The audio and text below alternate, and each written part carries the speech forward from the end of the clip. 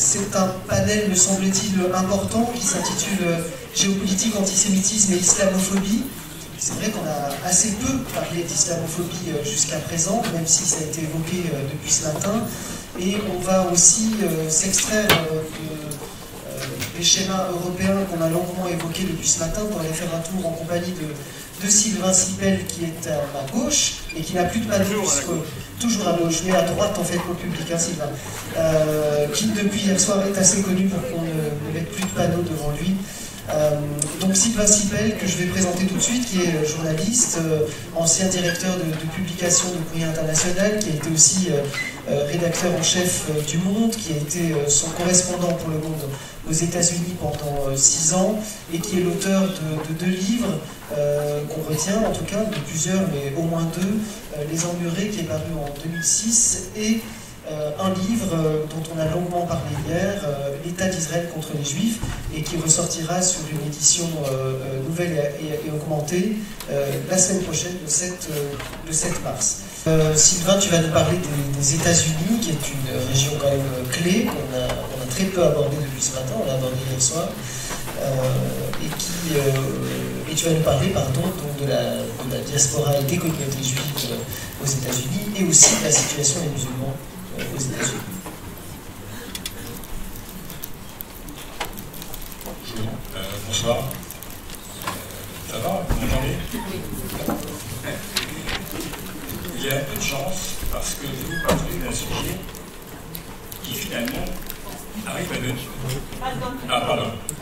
Donc je disais qu'il y avait un peu de chance parce que je vais essayer de vous parler d'un sujet qui n'est pas flamboyant mais qui donne peut-être un petit peu d'espoir. C'est-à-dire ce qui est en train de se passer aux États-Unis sur la question de l'islamophobie, de l'antisémitisme et sur le lien entre musulmans et juifs aux États-Unis. D'abord, je commençais par dire qu'on assiste à un éloignement entre la communauté juive américaine et Israël qui va en s'aggravant. Et il a été un assez court moment, finalement, 1 mois ou 2, pas plus. Il a été modéré parce que dans la communauté juive américaine, une partie des juifs qui étaient très critiques, des organisations juives, je parle, qui étaient très critiques de la politique israélienne vis-à-vis des Palestiniens, et qui parfois étaient radicalement critiques, on a vu parmi eux des gens flancher. Et on a vu, par exemple, il y a une organisation rabbinique qui s'appelle TROA aux États-Unis, qui regroupe 1 millier de rabbins à peu près, qui sont des rabbins très progressistes, dont une partie d'entre eux sont vraiment de manière très militante. D'abord, ce sont des gens très progressistes personnellement, et qui ont des positions très affirmées, qui ne sont pas les vieilles positions du judaïsme orthodoxe contre le sionisme, qui sont des positions antisionistes aujourd'hui, actuelles, modernes, sur ce qu'est l'Israël d'aujourd'hui. Et donc, ce mouvement-là est dirigé par une femme. Le simple fait qu'il y ait une femme rabbin montre déjà que c'est un mouvement progressiste. Et donc, ce mouvement-là, brusquement, s'est réduit après le 7 octobre. Et s'est réduit, c'est-à-dire a rejoint le mainstream juif qui soutenait totalement la position israélienne dans les jours qui ont suivi le 7 octobre. Et qui a pas seulement dénoncé ce qui s'est passé autour de Gaza, mais qui a la femme rabbin, je pense, a écrit « Le moment est venu de rejoindre le bercail ». Et c'est un sentiment qui a touché énormément de juifs américains progressistes. C'était une catastrophe. Et ce qu'on constate, c'est que ce mouvement-là n'a pas duré très longtemps. Et que, en disons 2 mois, les clivages qu'on a vus apparaître dans la communauté, quand je dis la communauté, je parle des juifs en général, pas forcément des gens organisés. Quand je parle de communauté juive en France, c'est des gens organisés. Aux États-Unis, c'est quelque chose de tellement large, vaste, et tellement organisé à peu près partout, et tellement avec des organisations très indépendantes les unes des autres, que je veux parler du monde juif américain. Dans cet espace-là, on assiste Moi, je suis arrivé aux États-Unis comme correspondant du Monde en 2007. Donc ça fait quand même maintenant, ça fait pas moins de 15 ans. Même un peu plus de 15 ans. Pardon, même un peu plus de 15 ans. Et j'ai vu les prémices de cet éloignement. Et j'y reviendrai un peu plus tard. Mais cet éloignement avec Israël est un éloignement qui a à la fois des racines historiques et à la fois des explications contemporaines. Les racines historiques sont que, d'abord, l'antisémitisme a existé aux États-Unis de tout temps. Il n'a jamais occupé la place qu'a occupé l'antisémitisme en Europe. Ça, c'est la première chose.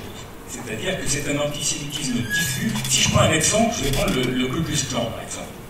Le Ku Klux Klan était antisémite, était clairement antisémite. Mais fondamentalement, la haine religieuse du Ku Klux Klan, c'était les catholiques. La haine qui motivait le Ku Klux Klan, quand quelqu'un disait « bloody papists », les salopards de papistes, c'était ça, la haine fondamentale. Après, il y avait des haines annexes, et la deuxième haine, évidemment, c'était la haine des Noirs, qui était très massivement baptisée. Très, très massivement. Donc, après cette haine-là venaient les Juifs et d'autres catégories. Il y avait très peu d'Hispaniques, par exemple, à l'époque encore. Et donc, il n'y a pas une tradition des racines antisémites très puissantes à l'intérieur des États-Unis, et je ne parle pas de racines islamophobes, puisqu'il y avait pendant très très longtemps le pourcentage de, disons il y a une vingtaine d'années, le pourcentage de musulmans, j'exclus les musulmans noirs américains qui se sont organisés, mais qui eux aussi étaient assez minoritaires, y compris dans la communauté noire. Mais le nombre de musulmans était extrêmement faible. C'était beaucoup moins que 0,5%. Pendant très longtemps. Depuis sont arrivés des Bangladais, des Indiens, des Pakistanais qui ont modifié. Mais il y a toujours moins de 1% de musulmans sur le territoire américain. De ce point de vue-là, le racisme principal aux États-Unis, c'est les Noirs et les Latinos. Et j'ajouterais aujourd'hui, depuis, disons, à peu près 15 ans, la montée en puissance du racisme anti-asiatique et essentiellement anti-chinois. On a oublié, par exemple, qu'il y a eu, à la fin du XIXe siècle, au début du XXe siècle, un racisme anti-jaune. Il y avait le péril jaune, je ne sais pas si ça vous dit quelque chose comme idée, le péril jaune qui était né aux États-Unis, qui était une détestation raciste des Chinois qu'on avait amenés pour construire pour amener les rails de chemin de fer d'est en ouest, de l'Atlantique au Pacifique. Et donc, le rapport à la question juive, aux juifs, alors, il y avait aussi un racisme anti-juif, un antisémitisme. Par exemple, évidemment, les clubs UP, qui étaient essentiellement protestants, les clubs UP aux États-Unis, qui étaient WASP, on dit, refusaient, la plupart du temps, les juifs d'adhérer à leur club. Et c'était vrai dans les universités, c'était vrai dans ces clubs UP. Mais il n'y a pas d'histoire, je dirais, dramatique, antisémite ou islamophobe sur le territoire des États-Unis. Ça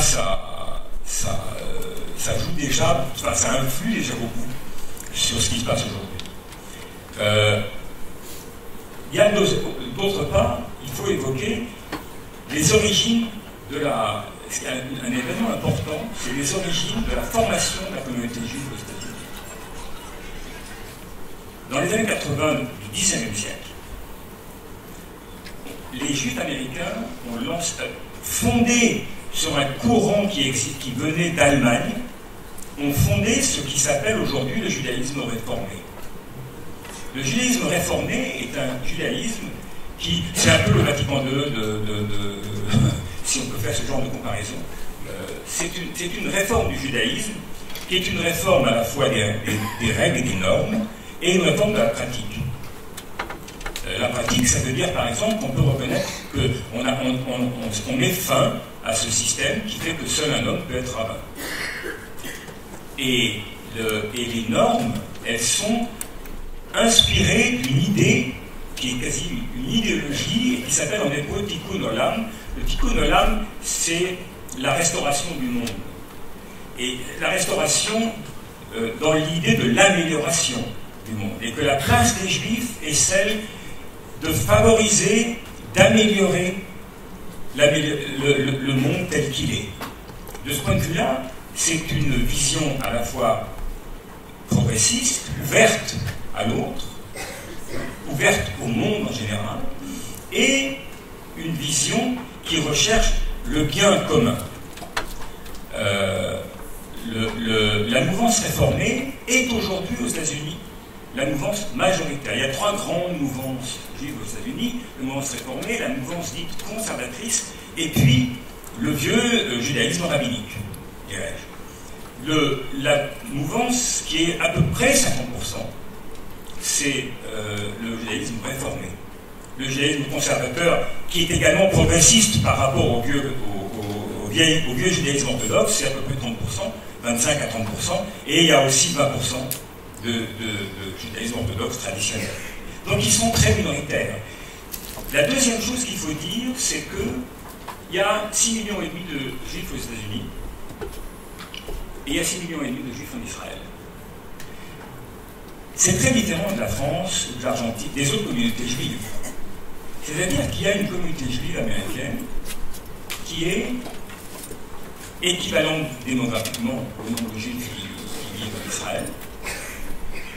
Par exemple, c'est juste un exemple entre autres, mais il y a plus de départements d'études juives dans les universités américaines qu'il n'y en a en Israël. Pour des raisons simplement, il y a énormément plus d'universités, et donc il y a un certain nombre d'universités qui ont ouvert des départements d'études juives, alors qu'en Israël, il y a très peu d'universités parce que tout est concentré dans un petit pays. Mais sur le plan du travail qui est fait, sur qu'est-ce que le judaïsme, sur l'histoire du judaïsme, sur la philosophie juive, etc., il y a beaucoup plus de ressources aujourd'hui qui viennent des États-Unis que de ressources qui viennent d'Israël. Et donc, ça donne à la communauté juive, mine de rien, un certain poids, des capacités d'affrontement avec Israël qui ne sont pas celles des autres communautés. La communauté juive française, la communauté juive argentine, se sont réunis des gens, alors là, je ne parle plus de communauté en général, mais de ceux qui adhèrent à la communauté, c'est-à-dire au judaïsme communautaire, mais il y a parmi une des motivations principales du lien à Israël, c'est le sentiment de minorité. C'est qui va nous protéger si l'antisémitisme revient, pour faire les choses de manière courte. On va dire les choses de manière courte. Personne.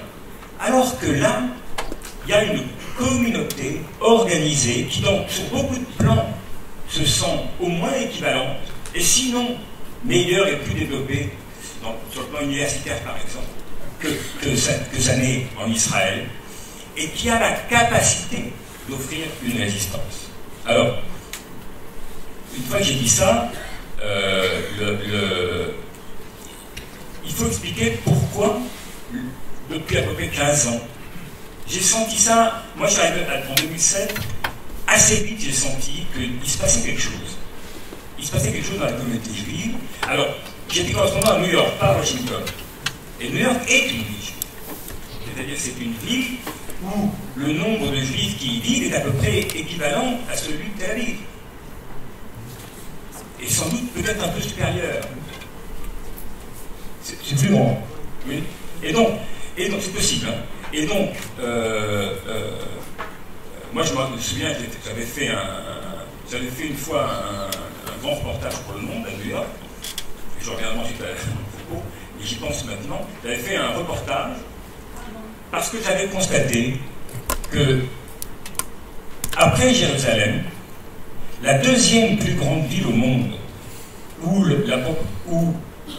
en termes de grandeur commune des communautés juives et musulmanes, juste après Jérusalem, le deuxième endroit, c'est Brooklyn.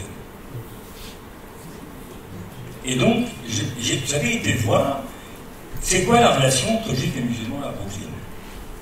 Et je me souviens, je ne vais pas vous raconter tout le reportage, mais en revanche, je me souviens, il y avait un libraire qui était un libraire ultra religieux.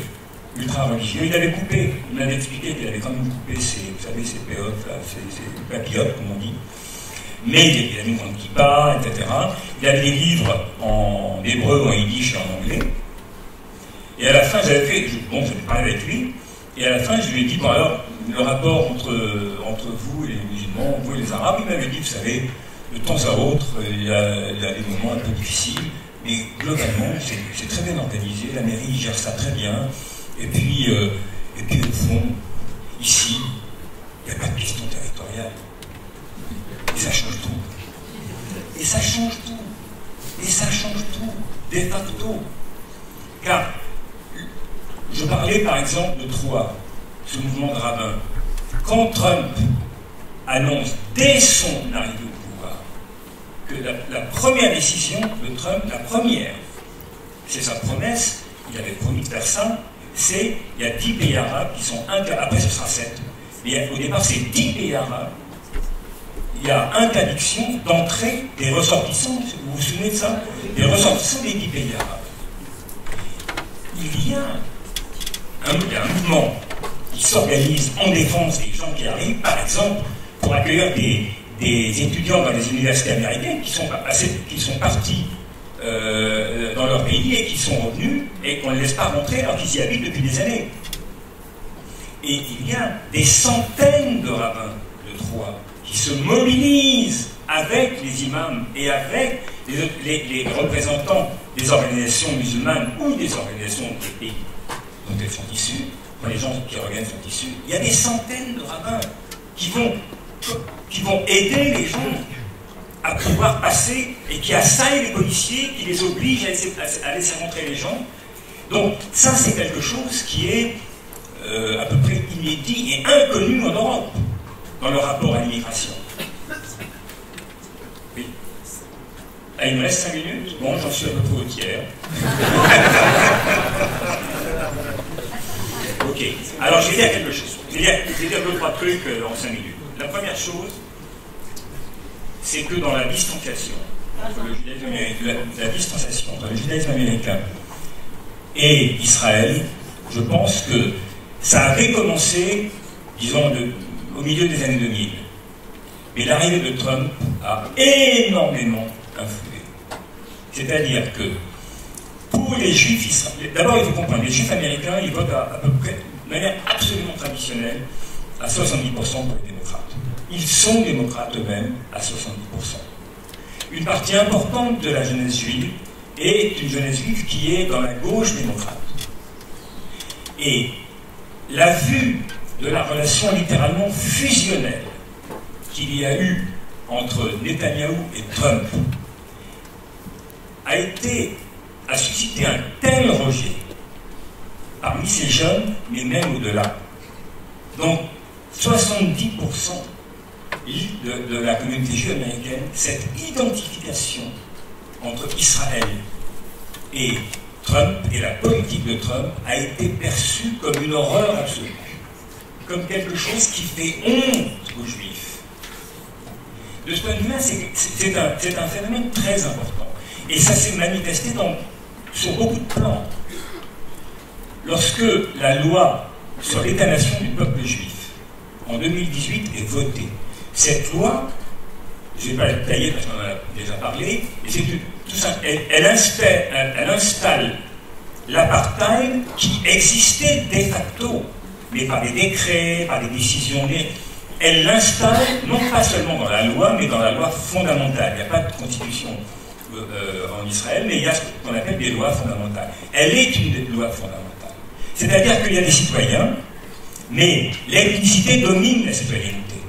C'est-à-dire qu'il y a des citoyens qui ont dit égaux, mais certains d'entre eux ont des droits dont les autres ne bénéficient pas. Et ça, quand ça s'est voté, c'est un raz-de-marée dans la presse juive américaine. Et ça, alors là, c'est beaucoup plus proche de nous aujourd'hui il y a seulement 5 ans, c'est à peine 6 ans. Et ça, c'est un tournant absolument radical, parce que, massivement, l'idée d'Israël comme État d'apartheid est une idée qui s'est installée dans la population. Aujourd'hui, il y a eu récemment, enfin non, il y a 2 ans, c'est assez récent déjà, il y a eu un sondage américain qui montrait que 25% des 18-39 ans pensent qu'Israël est un État d'apartheid.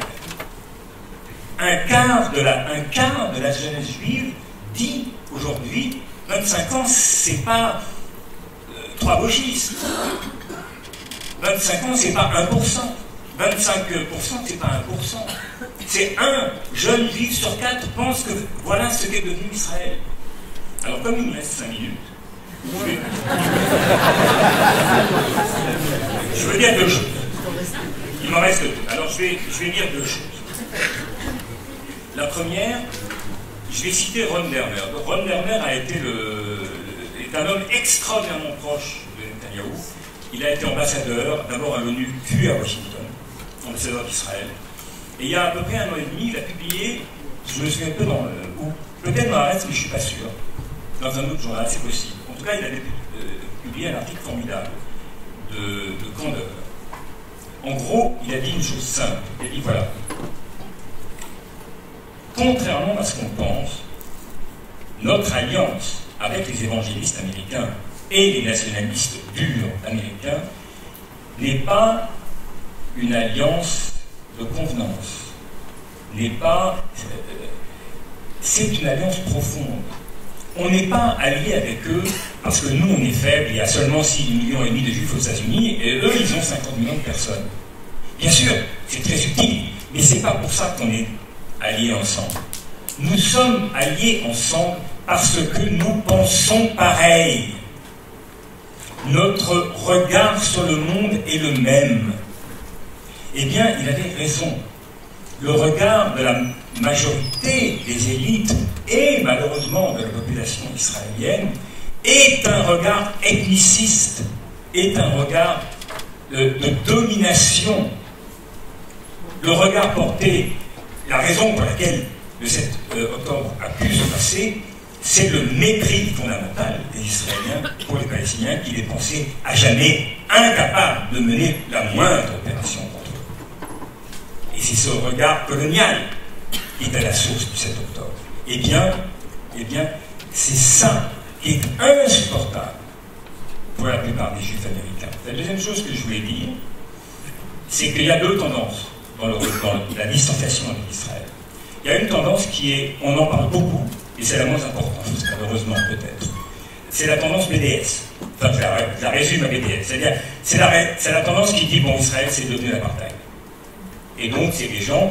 BDS, c'est normal. BDS aux États-Unis, c'est moitié des musulmans ou des arabes, et beaucoup de Palestiniens, et moitié des juifs. Pourquoi? Parce que qui va s'intéresser à ce trou perdu qui s'appelle Palestine? À part eux. Non, mais c'est vrai.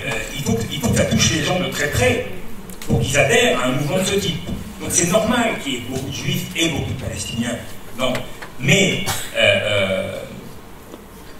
en revanche, il y a un autre mouvement qui est à mon sens beaucoup plus important et beaucoup plus dangereux. Il y a un mouvement qu'on appelle Diaspora Revival, c'est-à-dire le renouveau diasporique. Il y a énormément de juifs américains. Pour faire très court, je pourrais donner beaucoup d'exemples qui disent Israël jusqu'à là. Ça suffit. Je risque pas. J'avais un kiné, j'avais un problème de genou, j'étais à New York, j'avais un kiné, et une fois, il voulait parler avec moi, etc. C'était un jeune juif de 35 ans de Brooklyn. Il me dit qu'il a été une fois en Israël, etc., qu'il veut que ses enfants soient juifs et qu'ils étudient la Torah, tout ça, mais Israël, non. Alors, je lui dis, mais pourquoi pas? Il me dit, je vais te dire un truc. Moi, quand on demande, quand je dis aux gens que je suis juif, ah, ils me disent, ah bon, t'es juif? Et qu'est-ce que tu penses d'Israël? Ben, j'en pense rien. J'en pense rien. On ne me demande pas qu'est-ce que je pense de la Norvège. On me demande pas, Il m'a dit, on ne me demande pas qu'est-ce que je pense de l'Uruguay. Pourquoi je devrais penser quelque chose de particulier sur Israël? J'y ai été, ça m'a pas plu, je suis rentré, j'avais 18 ans. Bon, mais je m'en fous d'Israël. Je veux qu'on me foute la paix avec Israël. C'est pas parce que je suis juif que je dois être identifié à Israël. Ça n'a l'air de rien.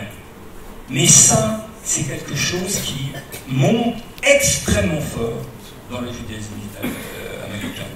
Et ça, c'est beaucoup plus menaçant pour le sionisme que ne l'est BDS, si je peux me permettre. C'est-à-dire, BDS, c'est très utile.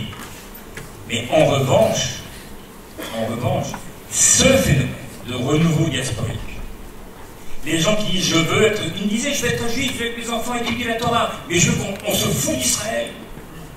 C'est pas nous, ça ne nous représente pas. Il faut se souvenir, et je termine là-dessus, que dans la loi israélienne, la fameuse nouvelle loi, il est dit pas seulement qu'Israël est la capitale de l'État israélien ou de l'État juif, comme on dit. Israël est la capitale du peuple juif. Israël, pardon. Jérusalem est la capitale du peuple juif. Et bien ils disent, moi je suis aussi le peuple juif et ça n'est pas ma capitale. Et ça, pour le sionisme, le développement de ça, c'est quelque chose qui est au moins, et à mon sens plus dangereux encore, que la critique politique.